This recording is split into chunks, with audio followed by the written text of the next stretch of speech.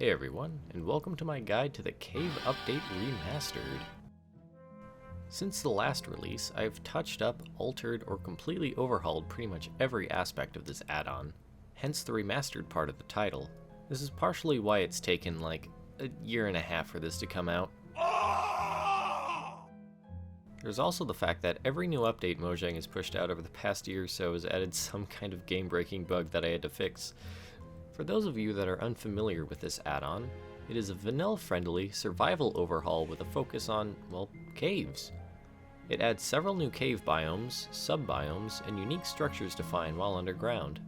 Additionally, there are new ways to traverse caves, light up hard-to-reach places,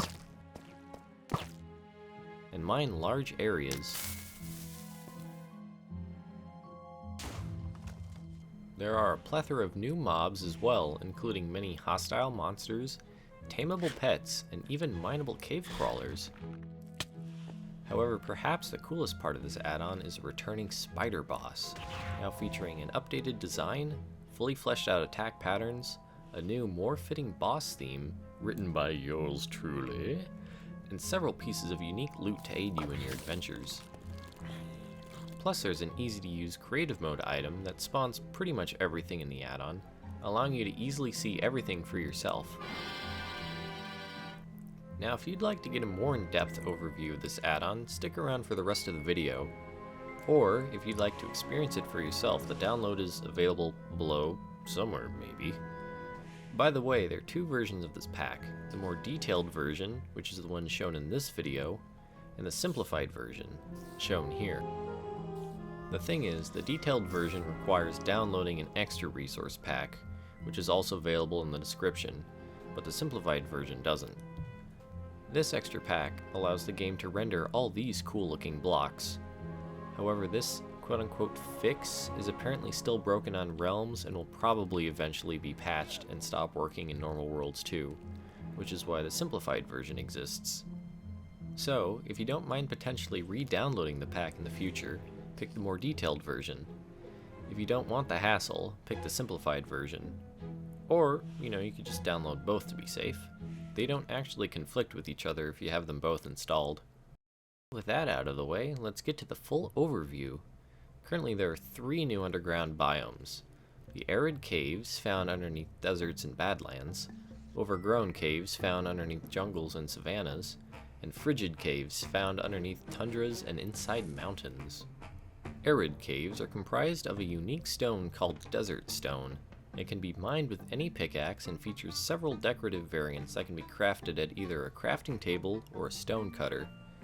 You can also find these blocks naturally in the unique variants of dungeons that spawn in this biome. If you go to the deepest parts of the world, all deep slate is replaced with a special desert variant called flamestone. All ores that generate in arid caves are a special desert variety shown here. A bit of a disclaimer, unfortunately every pickaxe mines these at the same rate. As far as I know, I can't change to this until Mojang allows me to. But I don't think it's too big of a deal right now. Just maybe bring some TNT or a mining potion if you plan to break a lot of desert stone. Next up, we have overgrown caves. These are one of the more unique caves and a personal favorite of mine. They feature large amounts of compacted soil, perfect for growing mushrooms. Large patches of moss as well as roots, grass, and bushes can be found growing all throughout these caves. Additionally, a new ore can be found in the soil called the guano deposit. These are great for acquiring large amounts of guano, which can be used in a whole manner of things, such as making gunpowder, bone meal, and brewing into a miner's potion. Guano is also dropped by bats every so often, like with chickens and eggs. Additionally, these biomes are home to honey slime nests. I'm not sure why I originally added honey slimes, but I thought they were cool enough to bring back, even if they are a really strange idea. The last major underground biome we have are the frigid caves. Their main stone type is gray limestone. It's frankly one of my favorite looking blocks in this add-on and definitely gives mountains a little more character. Additionally, you can find many icicles decorating the floors and ceilings of these caves. Let's cover the spider nest sub-biome next. These can generate in pretty much every overworld cave type and offer unique rewards and challenges. The ground around them is covered in many layers of spider webs and spider eggs. These can be broken for easy access to string and other materials, but may also release several spiderlings in the process. These eggs can also be sheared and then placed by the player wherever you wish. Additionally, you can find all kinds of treasures hanging from the webs on the ceiling. You just have to be brave and find a way up there. Just, maybe bring a diaper. The next sub-biome is the slime chunk. While these are technically in vanilla, there normally is no real indication of where the slime chunk begins or ends. But now the ground is covered in a thin layer of slime wherever they can spawn. Additionally, I made the ceiling drip slime periodically. It's a subtle detail, but it's honestly one of my favorite parts of this add-on. Another thing you may find on your caving adventures are these underground shacks. They're similar to dungeons, except without the mob spawner. They have similar loot to dungeons, but with the added bonus of a unique chest variant that you can take with you. You can't make double chests out of these, but they do look pretty stylish.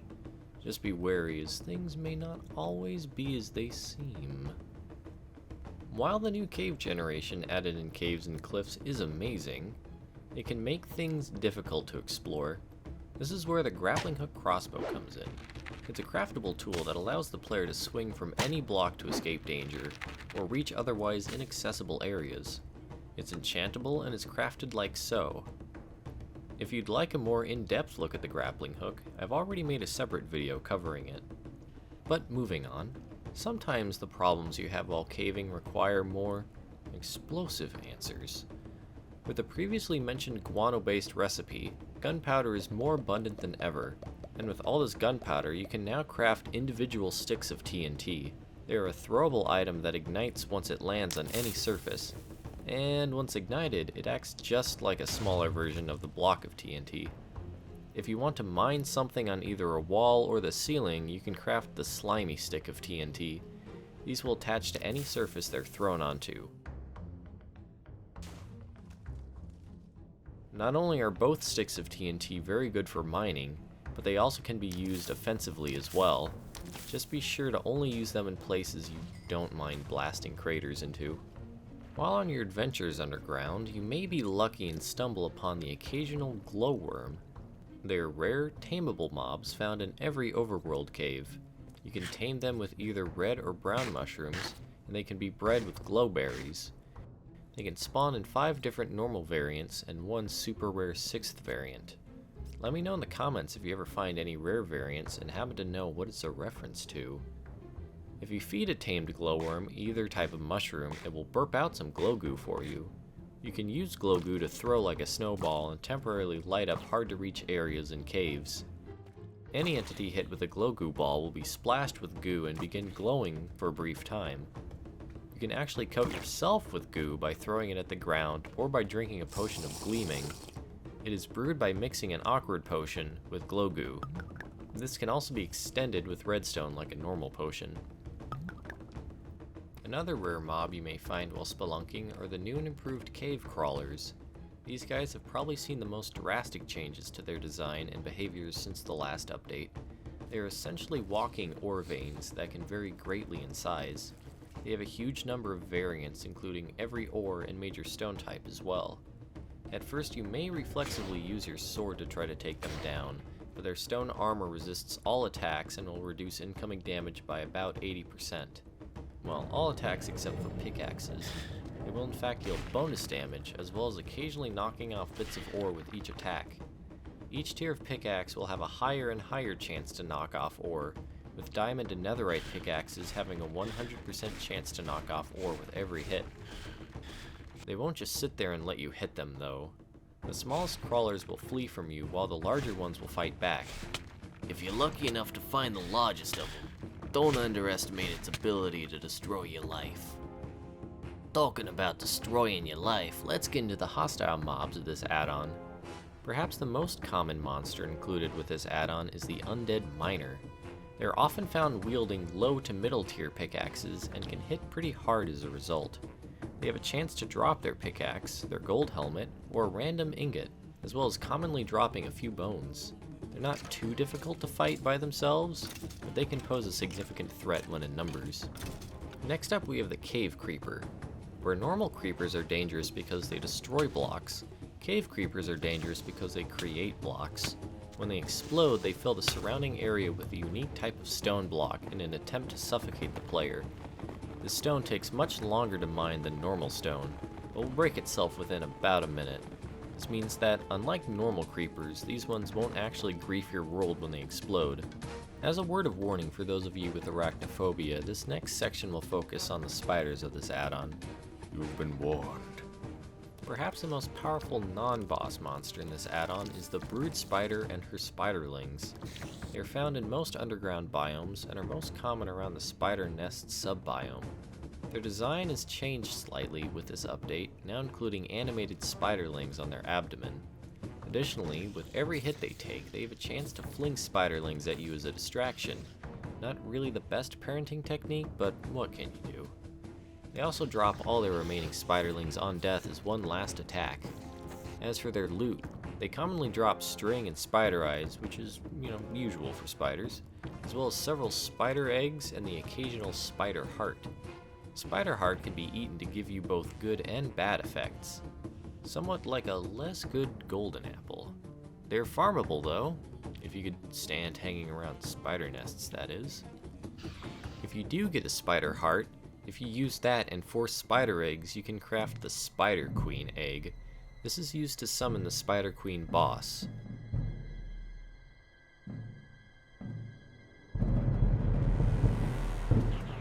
Spider Queen has 275 hit points and can deal between 6 and 10 damage per hit depending on whether it's a light or heavy attack. The shield is very helpful for melee combat because even though her attacks are slow, they do have a lot of reach. But with the proper skill and timing, you can reliably block them and save yourself from a lot of damage. Be mindful though, as she has a variety of other attacks besides her 2 melee attacks that you have to watch out for. She can shimmy and shake and cover the battlefield with spiderlings. They have a very low targeting range, only about a couple blocks, but they'll gang up on you if you try to plow through them. She can also fire a projectile web attack towards you. It doesn't do damage directly, but it will slow you down tremendously if you get caught in it. On the bright side, you can break these webs instantly and they despawn over time, so you don't need to clean anything up. Her last move is her digging ability. She will periodically hide underground and re-emerge a few seconds later in a different location. Depending on how the fight is going, this can give you some precious time to heal or run away, though she has the chance to spawn a group of lesser brood spiders to aid her. When defeated, the Spider Queen will cause every spider she spawned to flee.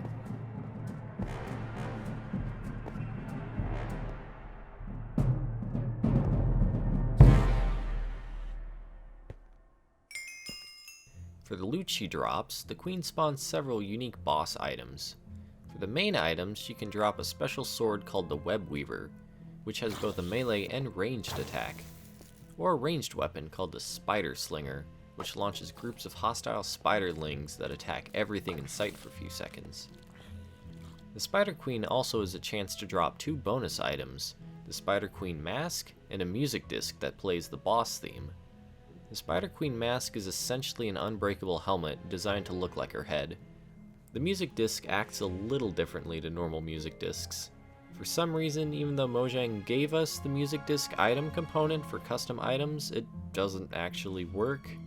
So this music disc can just work everywhere like a boombox or something. Also, I think it's worth reiterating, this song is copyright free and was written by me for this add-on, so you will have no issues having it play in any of your videos that you make on this add-on. With that said, you can still choose to disable it with this command if you'd prefer there to be no music. But anyway, that about wraps things up for the features of this add-on. Be on the lookout for my next few add-on releases. I'm working on some pretty cool stuff that I haven't really seen anyone else attempt yet, so I'm really excited to show you all. But if you made it this far, I'd like to thank you so much for watching, and I'll catch you next time.